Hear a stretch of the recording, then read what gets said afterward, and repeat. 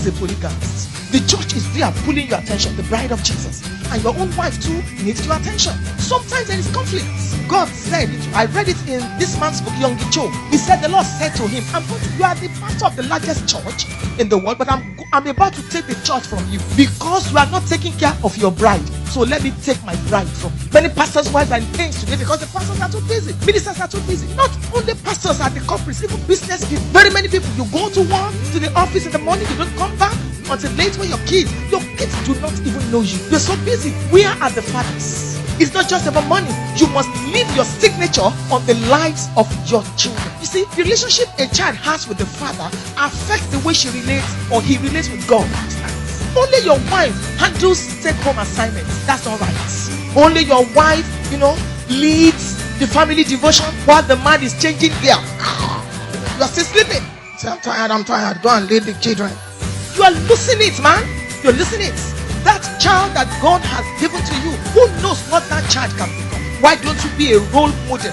Many times when I wake up in the morning, I go to my husband's side of the bed and I sing for him many times. I sing love songs. Sometimes I say to him, thank you for being the picture of the future I envisage for my boys. Thank you for being a role model to my boys. Thank you for not just being a preacher that shouts everywhere and there is nothing at home. Thank you so much. Many fathers today, they don't even know how to hug their children. Psychologists say that when you hug teenagers, it helps them. They know how to handle relationships. I want to go and see the government. I'm going to pastor because your son is hugging you. You don't even have the time. Create time for your sons. If you build houses for them, one day the architectural designs will be outdated. If you give them money, one day they will finish. Thank God for money, thank God for properties. But what you can invest into your children most is your life. Pour your life into them. Encourage them. Fathers are for strength, mothers are for comfort. You must make sure that you give strength to your children so that they can have a glorious future. Look at African leaders today. If they were raised by proper fathers, we won't have the problems and the challenges that we have. Where are the fathers? There are things you don't delegate in life. I'm a very happily married woman. Even the devil in his craziest state knows that I'm happily married. But as close as I am to my husband, there are things he can't do for me. I can't say, hello darling, I'm hungry, can you go and eat for me? Life is so individualistic in nature that there are things you don't delegate.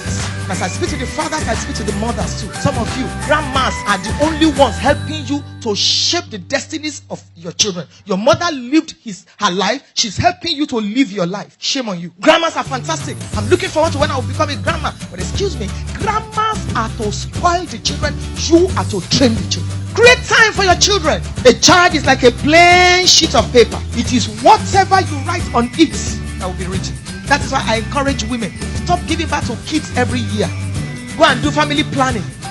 God says you should subdue. Subdue means plan. Plan means family planning. What are you looking for in the labor room the sixth time? If I were to just get married now, I would have 2 kids. I got married almost 30 years ago. You know school fees now. You're looking for a boy. And because of that, you want to kill yourself in the labor room? Let me tell you something. God forbid, if you die, I give your husband 1 year to remarry. And you know the person your husband will marry? Your PA or your secretary. Now let me shock you. You know what is happening in Nigeria now? They now marry the junior sister. The girl has been living with us for 13 years. The kids are used to her. She's my wife's sister. You are sitting beside a woman. Help me elbow her. Don't die. Don't die. Don't kill yourself because you are looking for a boy or you are looking for a girl. God forbid. If you kill yourself while you are still in the morgue, the man will tell somebody, take some tea for me. While the person is going to say, come back, make Milo, make it very thick. You are still in the morgue. You shall live long. There are things you don't delegate. Fathers must be secure enough to encourage their children to succeed. Where are the fathers? Was it not Isaac that blessed Jacob? As I was meditating, I said to myself, fathers are ladders. You want to rise? A secure father, spiritual and biological, will give you his shoulders. Say, right. Fathers create platforms for their children. Fathers stand by you until you succeed. Who is a father? Covenant pillars, nurturers, mentors, mirrors, look at your father and you say, I'd like to be like this when I'm old. Your children, you're not perfect, but your children should be able to look at you as a mirror. Say, yes. My father. Let me share this joke with you. Kids were graduating and students were being called out to receive awards and collect prizes. 6, 7, 8, and all that. And the father was there with his son. And the father said to the son, look at correct children. Look at them. Did not collect anything. Look at these children. Anyway, the boy was sober. After the prize giving service or whatever, they were on their way home. No car, both of them stood and were trying to wave down what you call Okada in Nigeria, motorcycle. And all sorts of cars were passing. And the boy turned to the father and said, see correct fathers.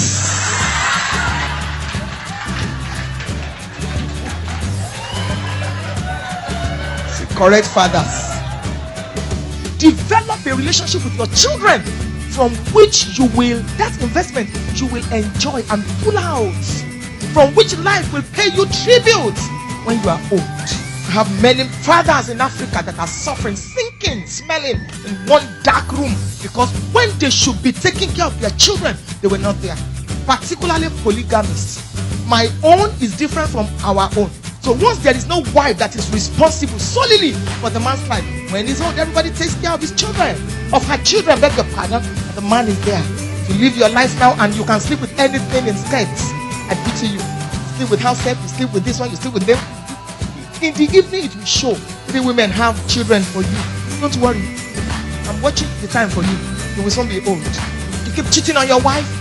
Nobody can correct you. You say to your pastor, if you report me to pastor, I'll stop coming to church. You want to go to hell? Go ahead. You live your life anyhow. Some men are so irresponsible. You have 2 kids and then you just walk away as if nobody, what can anybody do? You are forgetting that the big boss is upstairs. He that created the eyes, he can see. You think that woman is helpless, she cannot do anything. So you leave her with 2 kids, you leave her with 3 children, and you move in with another woman and say, my wife is a witch. Why are you a Christian? Deliver her if she's a witch. When you were struggling, she wasn't a witch. Before you had a car, she wasn't a witch. Now that you have a car and you're comfortable, one Jezebel and one Delilah, they are telling you, your wife is a witch, we saw it in the dream. And you too, you believe. There are unspoken curses. Provoked curses. How can you give birth to a child and you will not take care of the child? And you just walk away thinking that you are living. It's not right. You get to a level in your life when nobody can tell you the truth because you have become so successful.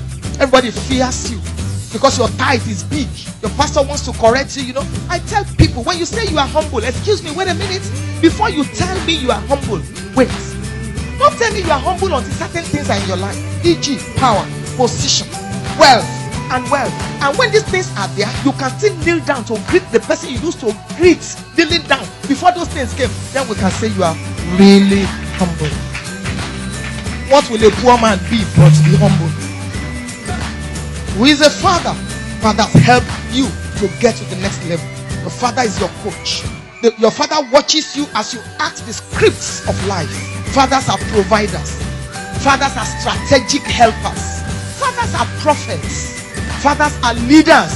Fathers are spiritual coverings. Fathers are raised. To be a man is natural. A child, listen to the next statement I'm about to make. A child is a responsibility. A man carries responsibility. I tell young men, and I'm privileged to speak to them, if you still live in your father's house, you are not a candidate for marriage. If your mother still gives you money for bus pass, don't even date any girl. Because marriage is not for boys and girls. Marriage is for mature men and women. Marriage is wonderful. But it can be full of awesome responsibilities. Marriage. They say love is blind. I say love is blind, but marriage is the eye opener. So when you want to get married or you are looking for somebody to marry, close one eye in prayer, open the other one in watching. Look very well. The fact that person sings in the choir does not mean that he's an angel. Every marriage goes through 7 stages. If it will break or it will stand. Every marriage. So don't think marriage is hard work. Don't think that because the sister. It is when you get married you will know that your brother can snore like locomotive after marriage. That's when you will know that your sister's pants can turn, the white one can turn maroon. That's when you will know that is she this disorganized? Marriage after the honeymoon, you will see what we call normal life stage. Your eyes will open back. Yes, this is it. And and you can't go out except you don't want to go to heaven. Where are the fathers? Be a father at home. Father your wife. Some men should be the wife. I heard of a man in Africa who will be singing proverbial songs against his wife. Hey, that's the man singing. A man, you and your wife, you have a misunderstanding and you are now singing against her. Shall not be well with whoever says you are the husband. You should be the wife. You keep malice with your wife because fatherhood is in 3 levels. At home, you must be a father.